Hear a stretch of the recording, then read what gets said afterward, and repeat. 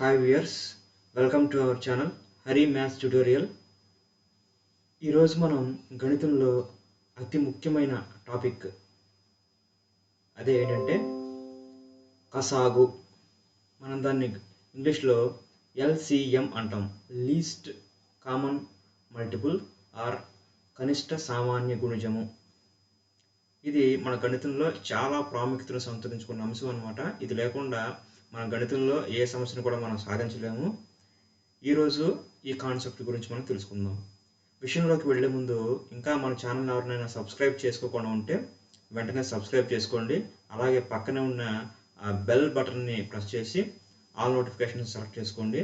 అలాగే ఈ వీడియోని లైక్ చేయండి, షేర్ కూడా చేయండి. ఇక విషయంలోకి వెళ్ళిపోతే,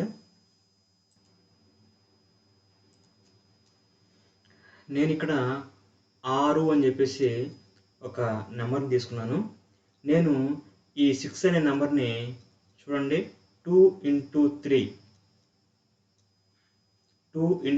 అంటే ప్రొడక్ట్ ఆఫ్ 2 నెంబర్స్ కింద నేను రాశాను. ఇక్కడ మనం ఈ 2ని 3ని కూడా 6కి మనం ఫ్యాక్టర్స్గా చెప్తాం. What is a factor? కారణాంకము అంటే ఏంటో మనం అంతకుముందు వీడియోలో మనం చూసాము.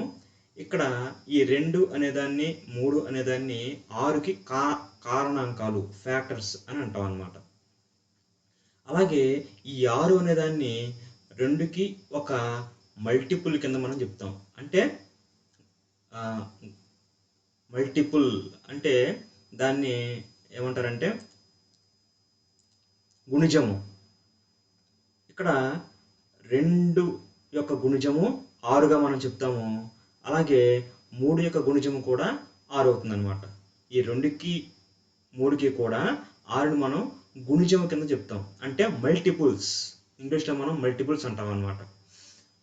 ఈ 6 ఈజ్ ఈక్వల్ టు, అలాగే మనం ఇంకో ఉదాహరణ చూస్తే 8 ఈజ్ ఈక్వల్ టు 4 into 2. ఇది ఇక్కడ చూస్తే మనకి ఈ 4ని 2ని కూడా 8కి మనం ఫ్యాక్టర్స్, కారణాంకాలుగా చెప్తాము. అలాగే 4కి 8ని ఒక గుణిజంగాను అంటే మల్టిపుల్గాను, అలాగే 2కి 8ని మరొక గుణిజంగాను మల్టిపుల్గాను మనం చెప్తాం. అంటే మీకు ఈ ఫ్యాక్టర్స్కి మల్టిపుల్స్కి డిఫరెన్స్ అనేది ఇక్కడ అర్థం చేసుకోండి. ఈ 8 యొక్క ఫ్యాక్టర్లు 4, 2 అవుతాయి. అలాగే 4కి 2కి కూడా 8 అనేది ఒక గుణిజము అవుతుంది అనమాట. అంటే ఇక్కడ మీరు గుణిజము అనేది ఎలా అర్థం చేసుకోవచ్చు? ఉదాహరణకి పై ఉదాహరణ కనుక ఇది చూసుకుంటే 6 ఈజ్ ఈక్వల్ టు 2 into 3 అని చూసుకుంటే 6ని గుణించగా, ఏ సంఖ్యతో అయినా సరే గుణించగా వచ్చే లబ్ధాన్ని మనం ఒక గుణిజంగా చెప్తాం అనమాట. అంటే 6ని మనం 1తో గుణిస్తే మనకి 6 వస్తుంది, ఇది ఒక గుణిజం అవుతుంది. అదే 6ని మనం 2తో గుణిస్తే 12 వస్తుంది, అది ఒక గుణిజము. 3తో మనం మల్టిప్లై చేస్తే 18 అనే ఒక వాల్యూ వస్తుంది, అది ఒక మల్టిపుల్. అలాగే 4తో కనుక మల్టిప్లై చేస్తే 24 అనే నెంబర్ వస్తుంది, ఇది ఒక మల్టిపుల్ అనమాట. ఈ విధంగా 6కి మనం అనేకమైన మల్టిపుల్స్ అనేవి మనం రాసుకోవచ్చు.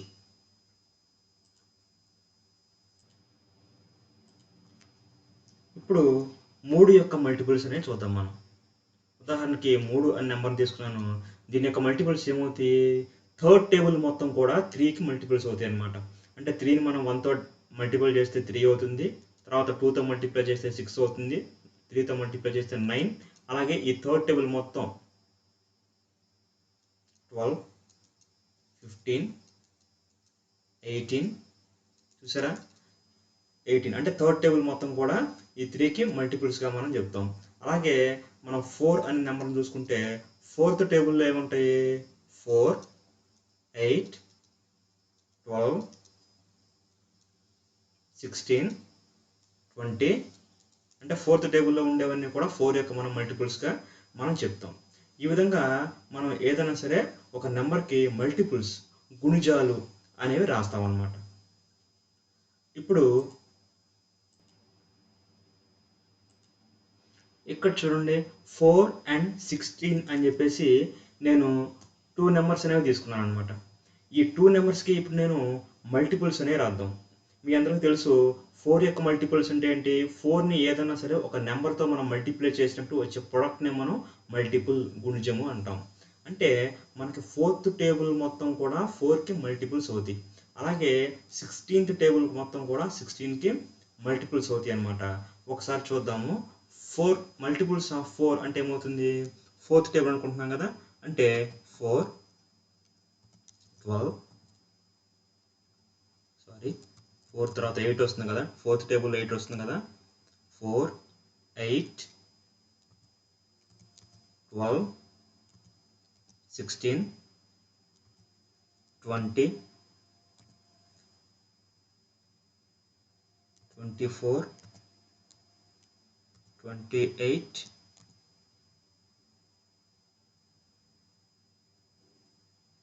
ఈ విధంగా మనం 4కి మల్టిపుల్స్ అనేవి రాస్తాం అనమాట. ఇలా ఉంటాయి. అలాగే నెక్స్ట్ మనం మల్టిపుల్స్ ఆఫ్ 16 చూసుకుంటే 16th టేబుల్లో మనకు వచ్చేవన్నీ కూడా 16కి మల్టిపుల్స్ అవుతాయి అనమాట. 16th టేబుల్లో ఏమన్నా చూద్దాం ఇప్పుడు. 16 కాదు 6. ఇక్కడ మల్టిపుల్స్ ఆఫ్ 6 అనేవి మనం చూద్దాం. అంటే 6 టేబుల్లో ఏమున్నాయో 6 టేబుల్ మొత్తం కూడా 6కి మల్టిపుల్స్ అవుతాయి అనమాట, గుణిజాలు అవుతాయి. చూద్దాం. 6, 12, 18, 24,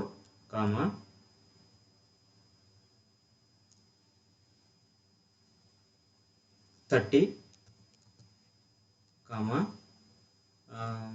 36,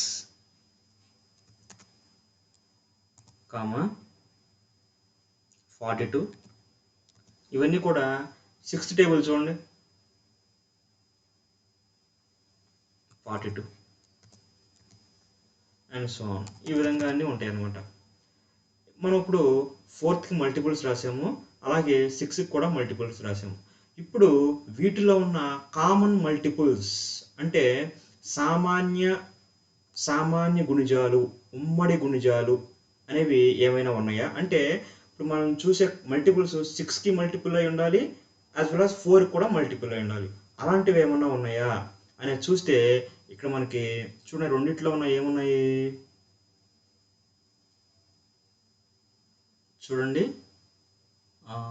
12 అనేది 2 నెంబర్స్కి కూడా ఒక గుణిజమై ఉంది. 12 తర్వాత 24 అనేది కూడా రెండింటికి కూడా ఒక గుణిజమైంది. అలాగే ఇంకేమైనా ఉన్నాయా అంటే ఇంకేం లేవు. మనం ఈ మల్టిపుల్స్ని రాసిన కొద్దీ కూడా మనకి ఇక్కడ కామన్ మల్టిపుల్స్ పెరుగుతూ ఉంటాయి. మనం ఇక్కడ 28 వరకు రాసి ఆపేసాము, అలాగే 6 మల్టిపుల్స్ 42 వరకు రాసి ఆపేసాం కాబట్టి మనకి తక్కువ కామన్ మల్టిపుల్స్ వచ్చినాయి. అలా కాకుండా మనం మల్టిపుల్స్ని ఎక్కువ రాస్తే 4కి 6కి ఎక్కువ మల్టిపుల్స్ రాస్తే మనకి కామన్ మల్టిపుల్స్ కూడా ఎక్కువ వచ్చే అవకాశం ఉంటుందన్నమాట. ఇప్పుడు మనం కామన్ మల్టిపుల్స్ 4కి ఇక్కడ కూడా 16 అని పడింది, 6 4కి 6కి మనకి కామన్ మల్టిపుల్స్ ఏమొచ్చినాయి అంటే 12 అండ్ 24. చూసారా, 12, 24 ఈ రెండు వచ్చినవి. వీటిల్లో ఈ మల్టిపుల్స్లో లీస్ట్ కామన్ మల్టిపుల్ ఏంటిది? లీస్ట్ కామన్ మల్టిపుల్ ఏమవుతుంది? 12. ఇక్కడ మనకి 2 కామన్ మల్టిపుల్స్ మాత్రమే ఉన్నాయి. ఉన్న వాటిలో లీస్ట్ ఏంటంటే 12 కదా. ఈ 12ని మనం లీస్ట్ కామన్ మల్టిపుల్ అంటాం. లీస్ట్ కామన్ మల్టిపుల్, కనిష్ట సామాన్య గుణిజము. లీస్ట్ కామన్ మల్టిపుల్స్ అంటే LCM అని అంటాము. అలాగే కనిష్ట సామాన్య గుణిజము కసాగు అని మనం షార్ట్కట్లో పిలుస్తాం అన్నమాట.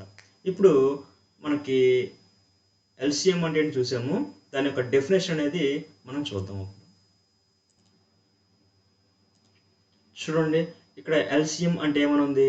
The least common multiple of 2 or more given numbers is the lowest or smallest or least of their common multiples. అంటే మనకి ఎన్నైతే నెంబర్స్ ఇచ్చారో ఆ నెంబర్స్కి మనం కామన్ ఫ్యాక్టర్స్ రాసుకున్నప్పుడు వాటిల్లో లోయెస్ట్ మల్టిపుల్ ఏమైతే ఉంటుందో, అలాగే లీస్ట్ మల్టిపుల్ లేదా స్మాలెస్ట్ మల్టిపుల్ ఏమైతే ఉంటుందో దాన్ని మనం LCM అని అంటాము. అంటే కనిష్టమైన సామాన్య గుణిజాల్లో కనిష్టమైన దాన్ని, చిన్నదాన్ని మనం ఏమంటామంటే కనిష్ట సామాన్య గుణిజము, షార్ట్కట్లో కాసాగు అని అంటాం అనమాట. మనం ఇందాక ఉదాహరణ ఒకసారి మనం చూసినట్లయితే చూడండి 4కి 6కి మనం కామన్ మల్టిపుల్స్ రాసినప్పుడు మనకి ఏమొచ్చినాయి 12 24 వచ్చినాయి కదా. దీనిలో లీస్ట్ స్మాలెస్ట్ ఏదైతే ఉందో అదేది 12 అనేది ఇది కదా. కాబట్టి ఎల్సిఎం ఎంత అంటే మనం 12. దేనికి ఎల్సిఎం 4 and 6. ఈ 4కి 6కి ఎల్సిఎం ఎంత అంటే మనం 12 అని చెప్పేసి చెప్తాం అనమాట. ఈ ఎల్సిఎం అనేది 2 లేదా 3 లేదా 4 లేదా ఎన్నైనా సరే 2 లేదా అంతకంటే ఎక్కువ నెంబర్స్ ఎన్ని నెంబర్స్కి అయినా సరే మనం ఎల్సిఎం అనేది ఫైండ్ అవుట్ చేయొచ్చు. ఈ ఎల్సిఎంని ఫైండ్ అవుట్ చేయడానికి ఎన్ని పద్ధతులు ఉన్నాయి అవి ఏంటనేది ఇప్పుడు మనం చూద్దాం ఒకసారి.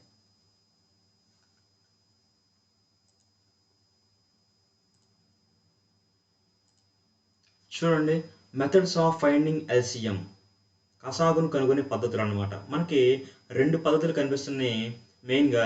ఒకటి వచ్చేసరికి ప్రైమ్ ఫ్యాక్టరైజేషన్ మెథడ్ అంటే ప్రధాన కారణాంకాల పద్ధతి. రెండవది వచ్చి డివిజన్ మెథడ్, భాగహార పద్ధతి. సేమ్ ఇవే మెథడ్స్ మనం జీసీడీ అంటే హెచ్సిఎఫ్ కనుక్కునేటప్పుడు కూడా మనం ఉపయోగించాము. అలాగే ఎల్సిఎం కనుక్కునేటప్పుడు కూడా మనకు 2 పద్ధతులు ఉన్నాయి. మొదటి ప్రైమ్ ఫ్యాక్టరైజేషన్, రెండవది డివిజన్ మెథడ్. దీనిలో ఒక్కొక్క మెథడ్లో కూడా మనం ఎల్సిఎం అనేది ఏ విధంగా ఫైండ్ అవుట్ చేస్తాం అనేది ఒక ఎగ్జాంపుల్ తీసుకుని మనం చూద్దాం. ముందుగా ప్రైమ్ ఫ్యాక్టరైజేషన్ మెథడ్ అంటే ప్రధాన కారణాంకాల పద్ధతి ఉపయోగించి ఏదన్నా ఒక 2 సంఖ్యల కసాగు ఎల్సిఎంని ఏ విధంగా ఫైండ్ అవుట్ చేస్తాం అనేది ఇప్పుడు మనం ఒక ఉదాహరణ ద్వారా చూద్దాం. చూడండి, ఫైండ్ ఎల్సిఎం ఆఫ్ 36 and 60 అంటే 36కి 60కి మనం ఎల్సిఎం అనేది ఫైండ్ అవుట్ చేయాలి. మొదటి పద్ధతి ఏదైతే ఉందో ప్రైమ్ ఫ్యాక్టరైజేషన్ మెథడ్, ఆ పద్ధతిని ఉపయోగించి మనం ఎల్సిఎంని ఫైండ్ అవుట్ చేద్దాం. పేరులో ఉంది కదా ప్రైమ్ ఫ్యాక్టరైజేషన్ అంటే అర్థం ఏంటి, దాన్ని మనం 36ని మనం ప్రైమ్ ఫ్యాక్టరైజేషన్ చేయాలి, అలాగే 16 కూడా ప్రైమ్ ఫ్యాక్టరైజేషన్ చేయాలి. అంటే ప్రధాన కారణాంకాల లబ్ధంగా మనం రాయాలి.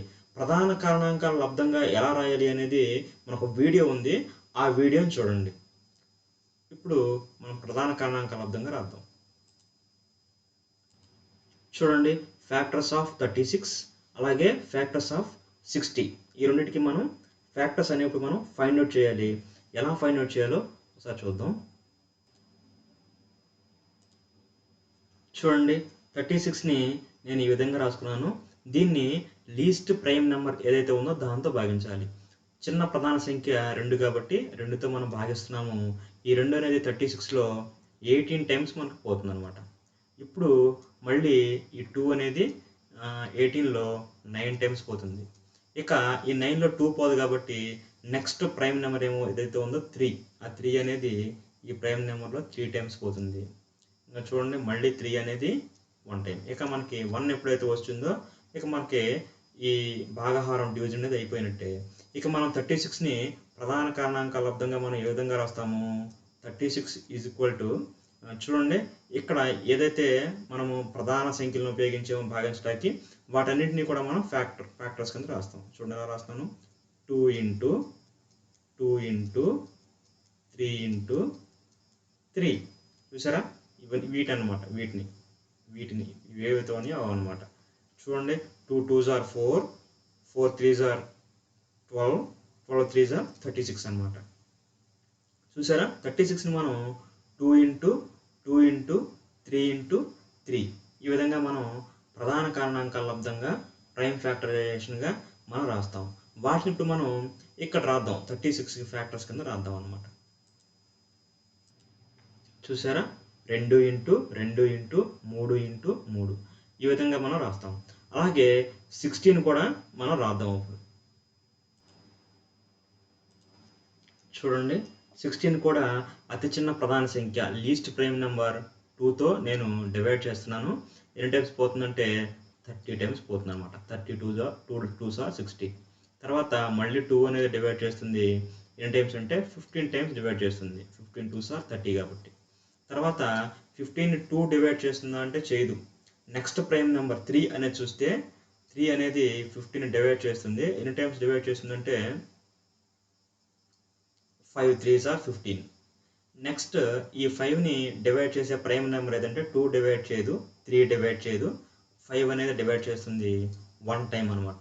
మనకి 1 అనేది రిమైండర్ వచ్చేసింది కాబట్టి ఈ డివిజన్ ఇక్కడతో ఆపేస్తున్నాము. ఇక ఈ మనకి భాగించిన ప్రధాన సంఖ్యలు ఏమైతే ఉన్నాయో 2 2 3 5 ఇవన్నీ కూడా ప్రధాన కారణాంకాలు కింద మనం రాస్తాం అనమాట. అంటే చూడండి, మనం 16 మనం ఎలా రాస్తామంటే 2 into 2 into 3 into 5, 2 2s are 4, 4 3s are 12, 12 5s are 60 అనమాట. ఈ విధంగా మనం 60ని ప్రైమ్ ఫ్యాక్టరైజేషన్ ప్రధాన కారణాంకాల లబ్ధంగా రాస్తారు. ఇప్పుడు ఈ 60 యొక్క ప్రధాన కారణాంకాలు మనం ఇక్కడ రాద్దాం అన్నమాట. చూసారా, factors of 60 is equal to 2 into 2 into 3 into 5 ఈ విధంగా మనం రాస్తాం. ఇప్పుడు మనం ఏం చేద్దామంటే వీటిల్లో ఉన్న కామన్ ఫ్యాక్టర్స్ ఏదైతే ఉందో వాటిని చూద్దాం. చూడండి, వీటిలో కామన్ ఫ్యాక్టర్స్ ఏమున్నాయి చూడండి. ఈ 2 అనేది కామన్గా ఉంది, అలాగే తర్వాత ఈ 2 అనేది కూడా రెండిట్లో ఉంది, అలాగే 3 అనేది కూడా 36కి 60కి రెండింటికి కూడా ఫ్యాక్టర్స్గా ఉన్నాయి అన్నమాట. ఇక్కడ చూస్తే ఈ 3 అనేది కేవలం 36 మాత్రమే ఫ్యాక్టరు, అలాగే 5 అనేది ఓన్లీ 60కి మాత్రమే ఫ్యాక్టర్స్. ఇప్పుడు మనం ఏం చేస్తామంటే ఈ కామన్ ఫ్యాక్టర్స్ని మనం రాసుకుంటాము. కామన్ ఫ్యాక్టర్స్ ఏమున్నాయి, 2 ఇంటూ 2 ఇంటూ 3 ఈ 3 కూడా కామన్ ఫ్యాక్టర్స్ కదా. అలాగే రిమైనింగ్ ఫ్యాక్టర్స్ ఏమున్నాయి చూడండి, 5 ఇంటూ 3. 5 అనేదానికి ఇది కామన్ ఫ్యాక్టర్ కాదు, అలాగే 3 అనేది కూడా కామన్ ఫ్యాక్టర్ కాదనమాట. ఈ 3 అనేది కామన్ కాదు, 5 అనేది కామన్ కాదు, వాటిని విడిగా రాశాను. ఈ కామన్ ఫ్యాక్టర్స్ మాత్రం ఈ విధంగా రాశాను. ఇప్పుడు మనకి ఎల్సిఎం ఏమవుతుందంటే దీన్ని మల్టిప్లై చేసుకోవాలి. 2 2s are 4, 4 3s are 12, 12 5s are 60, 60 3s are 180. చూసారా, 2 2s are 4, 4 3s are 12, 12 5s are 60, 60 3s are 180. ఇప్పుడు మనకి LCM of 36 and 60 is equal to ఎంత వచ్చిందంటే 180 వచ్చింది. దీనిలో మీరు గుర్తుంచుకోవాల్సిన విషయం ఏంటంటే కామన్ ఫ్యాక్టర్స్ అనమాట. ఇక్కడ కామన్ ఫ్యాక్టర్స్ని మనం రౌండ్ ఆఫ్ చేసుకున్నాం చూడండి. ఈ కామన్ ఫ్యాక్టర్స్ని మనం ఈ విధంగా రాసుకున్నాం. 2 2 3 అనేవి ఇక్కడ కామన్ ఫ్యాక్టర్స్గా ఉన్నాయి కాబట్టి 2 2 3ని ఇలా రాసుకుని రిమైనింగ్ ఫ్యాక్టర్స్ మనం బయట రాసుకున్నాం. రిమైనింగ్ ఫ్యాక్టర్స్ 5 3 ఉన్నాయి కదా, వాటిని రాసుకున్నాము. వాటన్నిటిని మనం మల్టిప్లై చేసుకుంటే మనకి ఎల్సిఎం కసాగ్ అనేది వచ్చేస్తుంది అనమాట. చూసారా, ఈ విధంగా మనము 2 లేదా అంతకంటే ఎక్కువ సంఖ్యలు ఇచ్చినప్పుడు మనం కసాగ్ అనేది కనుగొంటాము. ఇది ప్రధాన కారణాంకాల పద్ధతి అనమాట. ప్రైమ్ ఫ్యాక్టరైజేషన్ మెథడ్ ఉపయోగించి మనం ఇప్పుడు కనుక్కున్నాము. ఎందుకని, మనం ఇచ్చిన సంఖ్యలను ఫ్యాక్టరైజేషన్ చేసాం కాబట్టి. ఓకేనా, ఈ విధంగా మనం ఎల్సిఎం అనేది ఫైండ్ అవుట్ చేస్తాము. చూడండి, మనం ఇప్పుడు ప్రైమ్ ఫ్యాక్టరైజేషన్ మెథడ్ ఉపయోగించేసి మనం ఎల్సిఎం ఫైండ్ అవుట్ చేసాము.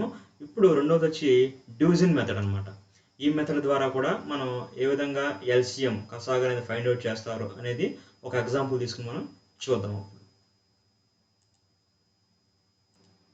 చూడండి, ఇక్కడ find the LCM of 21, 35 and 42. మనకి 3 నెంబర్స్ ఇచ్చారు. ఈ 3 నెంబర్స్కి మనం ఎల్సిఎంని ఫైండ్ అవుట్ చేద్దాం యూజింగ్ డివిజన్ మెథడ్ అనమాట. భాగహార పద్ధతి ఉపయోగించేసి మనం కనుగొందాం. చూడండి,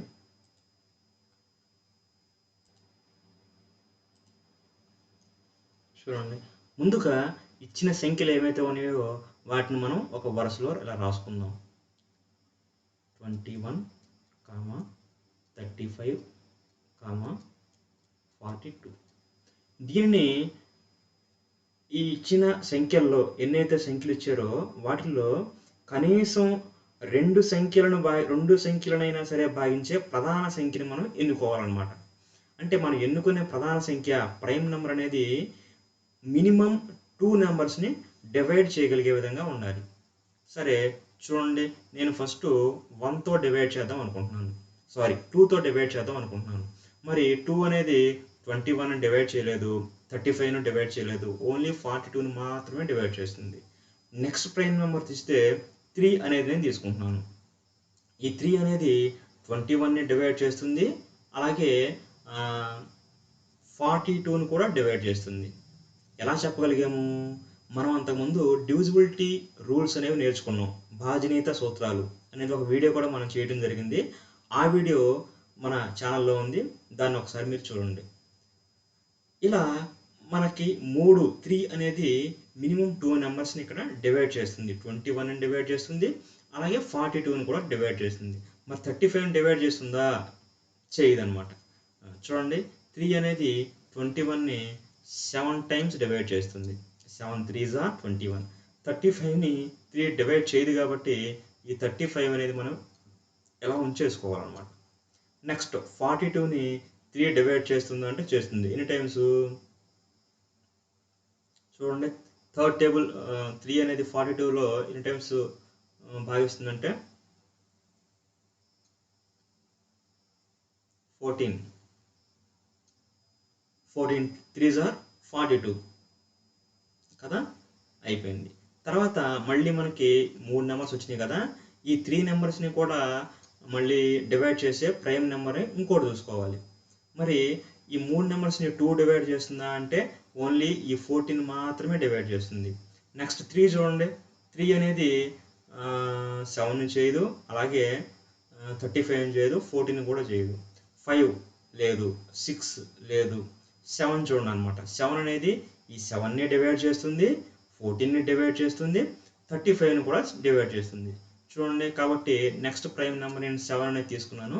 ఈ 7 అనేది ఈ 7లో 1 టైం పోయింది, 35లో 5 టైమ్స్ కదా, 5 7s are 35 కాబట్టి 5 టైమ్స్ పోయింది. ఈ 14లో 7 అనేది 2 టైమ్స్ పోతుంది అనమాట. 2 7s are 14 కాబట్టి చూసారా. ఇప్పుడు మనకి ఇక్కడ ఈ రిమైండర్స్ అనేవి ఎలా వచ్చినాయి చూడండి ఒకసారి. ఈ 7 అనేది ఇక్కడ 5 టైమ్స్ అనేది పోయింది, 2 టైమ్స్ అనేది పోయింది. ఈ రిజల్టెంట్ వాల్యూస్ చూస్తే ఇవన్నీ కూడా ప్రైమ్ నెంబర్స్ వచ్చేసినాయి. ఇక్కడ 5 అనేది ప్రైమ్ నెంబరు, 2 అనేది కూడా ప్రైమ్ నెంబర్ అనమాట. అంటే వీటిల్లో ప్రైమ్ నెంబర్స్లో ఇంకా ఏ టేబుల్స్ కూడా డివైడ్ చెయ్యు. అలా వచ్చిందంటే ఇంకా మనం ఆ భాగహారాన్ని, ఆ డివిజన్ని అక్కడికి ఆపేస్తాం అనమాట. ఎందుకని? అవన్నీ ప్రైమ్ నెంబర్స్. 5 అనేది ప్రైమ్ నెంబరు, అలాగే 2 అనేది ప్రైమ్ నెంబర్. వాటిల్లో ఇంకా ఏ టేబుల్స్ కూడా పోవు, ఏ నెంబరు డివైడ్ చేయదు, మనం ఇంకేం చేయలేము అనమాట. సో ఇలా అన్ని నెంబర్స్ ప్రైమ్ నెంబర్స్ వచ్చేసిన తర్వాత మనం ఈ డివిజన్ అనేది ఆపేస్తాం. ఇప్పుడు ఎల్సిఎం అనేది ఏమవుతుంది అనేది మనం చూస్తే ఆ నెంబర్స్ అన్నింటినీ కూడా మనం ఇప్పుడు మల్టిప్లై చేసుకోవాలి. ఎలా చూడండి, ఏదైతే మనకి డివైడ్ చేసిన ప్రైమ్ నెంబర్స్ ఏమన్నాయో వాటిని వేస్తాను చూడండి. 3 × 7 × 5 × 2. 1 అనేది వేయట్లేదు, ఎందుకంటే 1ని దేంతో మల్టిప్లై చేసినా సరే దాని వాల్యూ అదే వస్తుంది కాబట్టి 1 అనేది నేను తీసుకుంటలేదు. ఈ విధంగా 3 × 7 × 5 × 2 ఇలా రాశాను అనమాట. దీని వాల్యూ ఎంత అవుతుందో చూస్తే ఇక్కడ చూడండి, మనకి ఇలా వచ్చింది అనమాట. ఇప్పుడు వీటిని మనం మల్టిప్లై చేసుకుంటే 3 7s are 21, 21 5s are 105, 105 × 2 is equal to 210 అనమాట. అంటే మనకి ఎల్సిఎం ఎంత వచ్చింది? 210. అంటే ఈ 210 అనేది లీస్ట్ కామన్ మల్టిపుల్ అవుతుంది, కనిష్ట సామాన్య గుణిజము. అంటే ఈ 21, 35, 42 యొక్క మల్టిపుల్స్లో, గుణిజాల్లో అతి చిన్న గుణిజము, లీస్ట్ మల్టిపుల్ ఏమవుతుందంటే 210 అనేది అవుతుంది అనమాట. మనం ఎలా రాస్తాము చూడండి, LCM of 21, 35, 42 is equal to ఎంత వచ్చింది మనకి? 210. చూసారా? ఈ విధంగా భాగాహార పద్ధతిలో మనకి 2 లేదా అంతకంటే ఎన్ని నెంబర్స్ ఇచ్చినా సరే మనం ఎల్సిఎం అనేది మనం ఫైండ్ అవుట్ చేస్తాం. చూశారు కదా, మన దగ్గర ఉన్న 2 పద్ధతుల ద్వారా, ఒకటి ప్రైమ్ ఫ్రాక్టరైజేషన్ ద్వారా అంటే ప్రధాన కారణాంకాల పద్ధతి ద్వారా మనం కసాగు అనేది ఏ విధంగా కనుక్కుంటాము, అలాగే డివిజన్ మెథడ్ భాగాహార పద్ధతి ద్వారా ఈ ఎల్సిఎం లేదా కసాగు అనేది ఏ విధంగా కనుగొంటాం అనేది ఈరోజు మనం నేర్చుకున్నాము. ఓకే వ్యూయర్స్, ఈరోజు వీడియోలో మీరు ఎల్సిఎం అనేది ఏ విధంగా ఫైండ్ అవుట్ చేస్తాము, 2 లేదా అంతకంటే ఎక్కువ నెంబర్లు ఇచ్చినప్పుడు ఎల్సిఎం అనేది ఈ 2 పద్ధతుల్లో కూడా ఏ విధంగా ఫైండ్ అవుట్ చేస్తారు అనేది మీ అందరికీ కూడా అర్థమైంది అనుకుంటున్నాను. అలాగే ఇంకో మాకు మంచి కాన్సెప్ట్తో, మంచి టాపిక్తో మళ్ళీ ఇంకో వీడియోలో కలుద్దాం. అంతవరకు సెలవు. ఈ వీడియోని లైక్ చేయండి, షేర్ చేయండి, సబ్స్క్రైబ్ చేయండి. Okay, thank you viewers.